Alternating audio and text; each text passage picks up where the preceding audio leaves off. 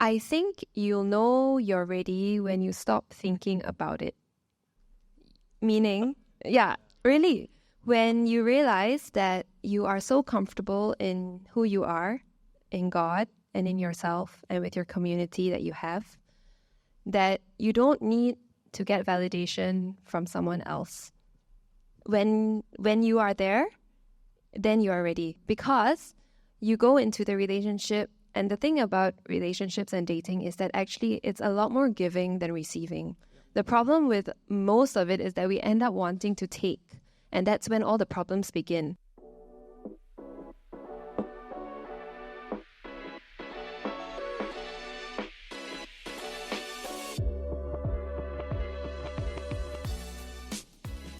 Wow, I love this question. You guys don't have to answer, okay? But it's... Okay, wait. No, this one is just a fun one. How do I stay good looking like Jimmy? Okay. Yeah, back to the person here. Both Jimmys very good looking. Okay, yeah. Timothy, right? Yeah, could you maybe stand and ask a question? Hi, I'm Timothy, and I have a question for both of you guys. So, at which part in your relationship together, you're already dating, did you realize that it's important to involve God in your relationship, to involve being prayerful, reading the Bible together, and sort of going in that direction already? And what is your advice to us young people now, in whether single or in a relationship, to go in that direction of being a God-honoring relationship? Yeah. I think even before going into the relationship, even before dating, I think that would be one of the...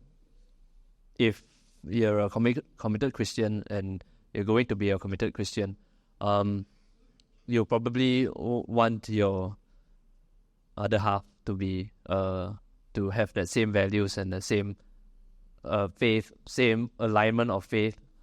We had a lot of... Okay, so how long did we talk before? 6 months. Okay, so we talked and we chatted. We had long conversations, really long conversations, 3-4 hours conversations on theology, because I was in a different faith actually. I was a Catholic. We had long conversations weekly, just focusing on our faith, and then we would pray, read the Bible, and then only we decided that we would properly date after 6 months. Yeah.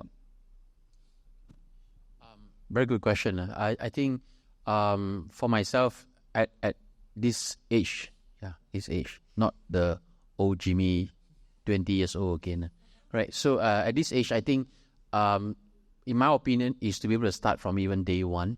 That the stage one we talk about, where you start as a friend, you have very interest in your heart, but you start as a friend, because different people has a different walk, right, with God. So you imagine here, God and you, God and her, right? So your walk distance is there's a gap.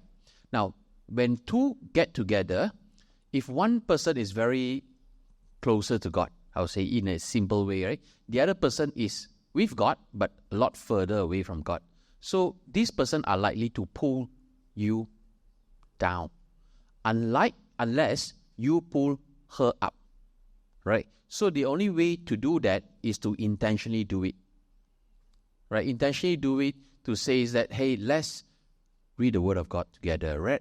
You know what? By the time you paktor, you should know how close is that person is, right? So you will lead that person closer, right? Because in a marriage per se, she mentioned about the covenant, right? In PMC, we also talk about covenant. So same thing, if imagine God is here and 3 person, right? Covenant. And if you have these 2 person, one moving closer to God, one is still here, then the triangle looks like that. So your distance, this girl and you will be very far apart. But if this girl move closer to God, then the triangle, that line is a lot closer compared to like that. It's not a real triangle per se. So when a relationship, even though before you get married, you are supposed to be able to practice and exercise that, right? So only through that you are able to pull each other up closer to the Lord. And that will actually keep your relationship a lot stronger because you are not dependent on your own strength, right? But you are dependent on the Lord. So that makes a difference. Yeah. Good. Hope that answers the question. Anyone else from the floor? I have a question here, which I think we didn't talk about, and it's pretty interesting. Would you guys personally do LDR? And in addition to that, where is that question? Crap, too many questions already. Would you personally do LDR? And yeah, basically, how do you sustain an LDR? LDR is long distance relationship, for those of you guys wondering. So, I don't even want to start. I mean, this is just my opinion because I originally not from KL. I'm from GB. And he met me in one of the function in KL. So I believe that is love at first sight. So I went back. And he keep in touch with me. And I know surely in my heart that he had interest in me. But I didn't want to start it because I don't believe in a long-term relationship because I find that I want somebody, I mean, it can be different from you, but I want somebody that I can see him and I can talk to him and observe him personally, not like the virtual one. Those days that our time, right, is ICQ. Yeah, our time, at the start of ICQ, we actually talk online. But I'm a person who do not like messaging. I want to see face to face. So I want to be able to connect to him personally and physically. So I think it's not easy. But I do see people they have such case that they actually got married and working. So I think you had to put in a lot of effort in it. But question is, after you really started, where are you heading? If you are going to get married, then there will be a time that, all these circumstances, if he is the one that you are very sure, then the circumstances will make you even allow you to work further to get the relationship progress to another level. But if it is not, then I think it's better to call it off. Yeah, Sorry, can I just add in my experience as a PMC counselor, we interview a lot of people who wants to get married, right? So there are people who, without quoting names, there are people who actually in the long distance relationship. And true enough, when we talk to them, you will find that they are strongly in love, but when you go deeper, right, then you find that there are a lot of things that they are missing. It's very surface. So we tell them upfront that you have to work on a lot more things. It's not that it's impossible, but they have to put in intentional a lot more things. So what we do is that we tell them even during PMC session time, we want them to be able to meet the counselor physically rather than online. That kind of things, because their relationship should not be, that kind of things. So when they meet online, then we see them, we talk, and we ask very inner questions that hit into the heart, so that they will be able to wake up and say, oh, like that, we missed out so many. So the actual fact is that long distance relationship have a lot of things that are missing. So you have to put in a lot more effort to make it work. Yeah. I think it depends on what LDR really is. I felt weird with LDR. I was staying in TDDI, actually I was staying in Subang. Gosh, Yeah. come on. No, context. I was working very hard. So I was working 80, 90 hours a week. So yeah, we met once a week. But I will say it really depends on why the LDR is happening. Is it something that's avoidable or not? And second thing is whether there is a meeting point later. If there's no meeting point, no point. Okay, if there's no meeting point, I think you cannot be married virtually lah. I mean, once you're married, I think you have to be together. Okay. I think those 2 points for me lah. If let's say, what I'm saying about what's the reason you're LDR, because I mean I had friends who the guy is not putting in effort to move back to this place, giving all sorts of excuses, and then later found out that it was because he had someone on the side. So I think you have to explore. You have to really understand why your other party, if there's a reason that the person doesn't want to move down. If there's no strong reason, then I think it's not going to work out. And if there's no meeting point, I don't think it's going to work out. If there's those two, then it's hard but possible. Yeah, I think just to add on to everything that they said, I think, okay, maybe at your stage of life, LDR happens because you go overseas for studies, right? So actually it's temporary. It could be temporary. So the important conversation to have, like that I would have, is to ask him, are you planning to come back after your studies? Or are you planning to stay there, work, settle down, get your PR, and do everything that probably your parents want you to do, Or am I willing to uproot my entire life and move to where that person is going to be? So I think that is a very important question to ask if you are in an LDR or considering an LDR. Also, something else, I totally agree with Yvonne, right? LDR, okay, in my experience with my friends and what I've seen is the LDRs that work are the ones that when you put in the work before the LDR begins. So if you start it may just be a generalization, okay? So don't take it like gospel truth. But if you have enough time together physically to get to know one another, to observe, to see that person's personality, get to know and blah, blah, blah, and settle the Christ-centeredness of the relationship before one of you moves away, there is a higher chance, in my opinion, of it working out because you already have that trust that's built. But if you are like, crying at the airport, cry, bye-bye, and then like, hey, I like you lah. Oh, I also like you lah. Okay, get together. Chances are, no. It will be harder because many things will be missing that you have not talked about or seen. So LDR is not impossible.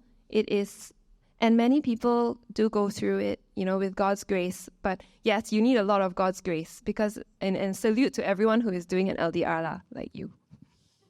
Yeah, I mean,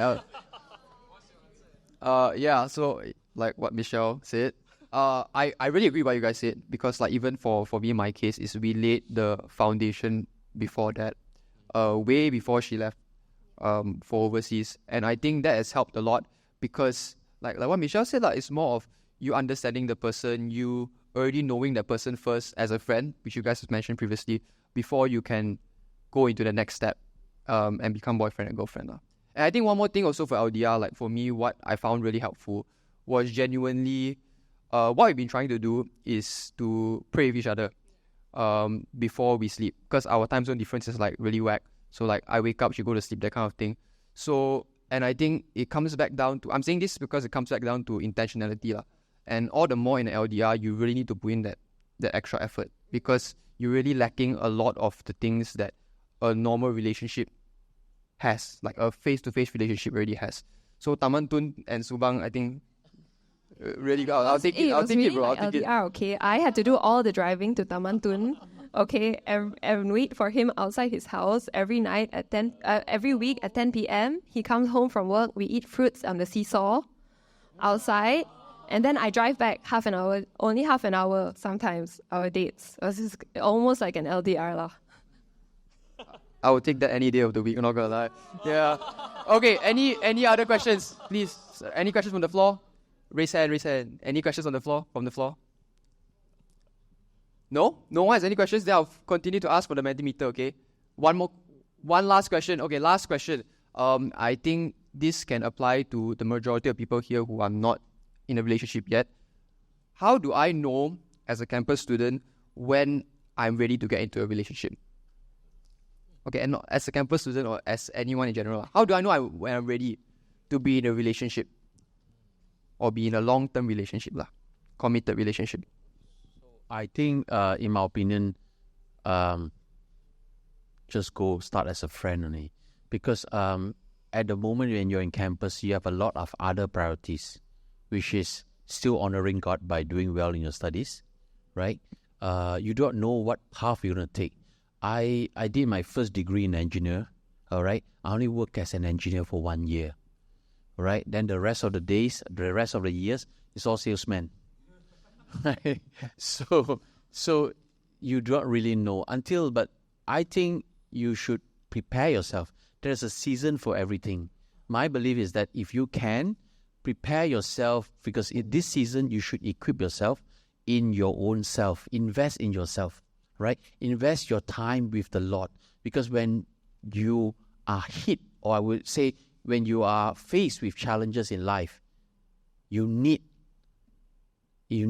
the armor of God with you. You tak boleh then only let me find the armor of God, right?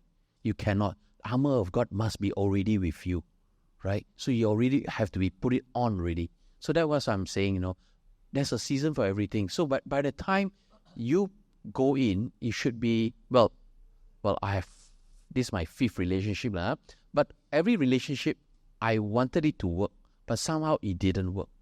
The greatest fall for myself in my last 4 relationships was all different faith, except for the one that brought me to Christianity, right, to the Lord. But when we enter, we were well ready because we are, number one, we are matured. Not that we are financially strong, but we are matured. We are saying that, hey, we want to settle down.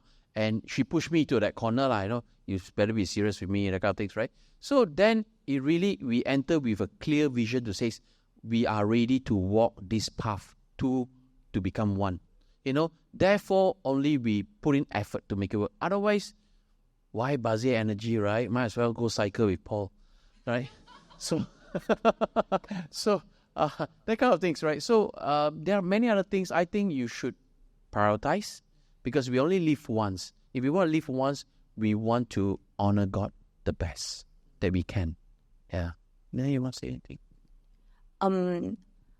I think for this season, right, I think if you are talking about campus perspective, I feel that this is a time that you actually grow. It's a time that you prepare yourself. And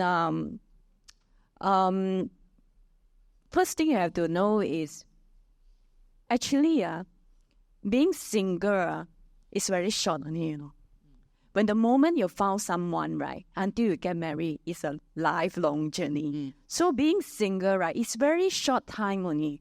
But of course, God says, right, if you want to marry, you have no sin. You can go ahead and get married. But the problem is what do you do about this short time frame of singleness? Yeah. You really have to enjoy your singlehood. You really have to, when you're single, you should actually venture into the things of the Lord. You see, the ministry with Him, because God created for His own use, us for His own use. It's just not about lovey-dovey things, He will use us in many ways, He gifted so many things. So, question is, before you want to enter, you want to date, right? You have to prepare yourself. Spiritually, mentally, emotionally, all this. Are you emotional whole? Spiritually, are you mature? And also, if it comes to financial, right? Are you actually able? You see? So I think this is things that you have to think before you actually date, to prepare yourself so that you can actually have a healthy relationship in the future. I think in my opinion, there should be enough time. I would say between 4 to 6 months. If let's say you have consistent meetups Why? Because you want to see how the person deals with the common people, the waiters, waitresses, how the person deals with you usually don't meet the parents before you start dating lah. How the person deals with the friends, how the person deals with the CG, how the person deals with fellow church members. I think you can't just go based on the first visit. You want to go consistency. First visit, he or she can try to impress you and try to impress you. So go for multiple. So I would say between 4 to 6 months, and then repeated assessment, and of course your personal discussion with them about your faith, and then you ask God whether, of course, definitely you must ask God. I remember the night before I asked her to be my girlfriend, I prayed really hard. Then I also almost missed the boat, right? Yeah, she said I actually missed the boat because I asked her to be my girlfriend on the 3rd of October. August. August. Oh, no. October and August sound the same. Okay. They start with all. Okay. Yeah.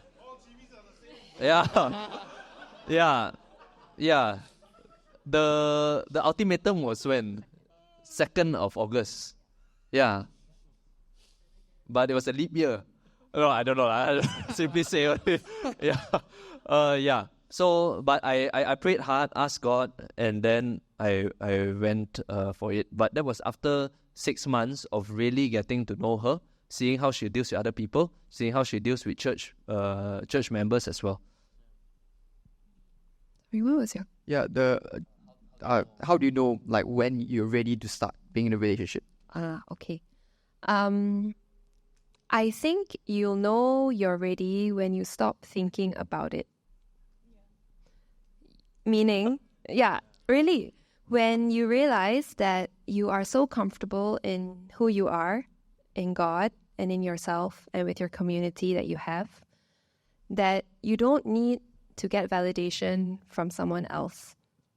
When you are there, then you are ready, I would say, because you go into the relationship, and the thing about relationships and dating is that actually it's a lot more giving than receiving. The problem with most of it is that we end up wanting to take, and that's when all the problems begin. But actually it's really about giving. And so if your cup is full, you have so much to give. And when you have a lot to give, you enter into a relationship really setting yourself up to win. Because you already know where your identity lies.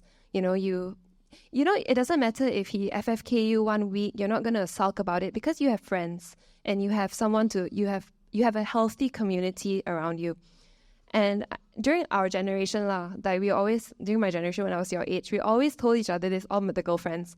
And I think it still holds true today, is to be the person that you are looking for is looking for. Something like that. Be the person the person you're looking for is looking for. That means, as in, I mean, it was like when I was like your age, that was what we were all like reciting in our heads, but really, because if you work like Yvonne and Jimmy shared, if you work on yourself and you work on your relationship with God, when the time is right and maturity falls in and the seasons are right, the person that you would want to be with or that you develop feelings for will just come and it'll just appear, and it will be a smoother transition versus looking for someone to fill that cup or fill the gap that you have in you. Because once you do that, then you have expectations, and when you have expectations, then the problems come lah. Okay, just to add on to that, just now prior to that, right, we actually talked about it. My experience with him is when he appears, right, I wasn't even looking for one. Yeah, it just appeared in front of me. That I was in a season of realign my priority, everything. and he just appear, and then with all the qualities that you are looking at, Christ-centered, and handsome, and that is bonus, okay. So then he just appear in front of you, and you will know that you are ready when you are even not looking. When you feel the moment you feel the need that you are looking for one, then you have to ask yourself, why are you looking for one? Is it because of emptiness? Is it because of insecurity? Or you are not contented or peer pressure? So you have to assess all this to know that whether you are ready or not. And like I say, that you really have to prepare yourself. In these seasons of time. So you have to embrace that moment of singleness and to do something about it from the inside out. Yeah, that's good. And just to wrap it up, I really like what Yvonne shared just now at the start about how, actually being single in your entire lifespan, let's say you live until 100 years old, let's say, you only be single probably until you're 30.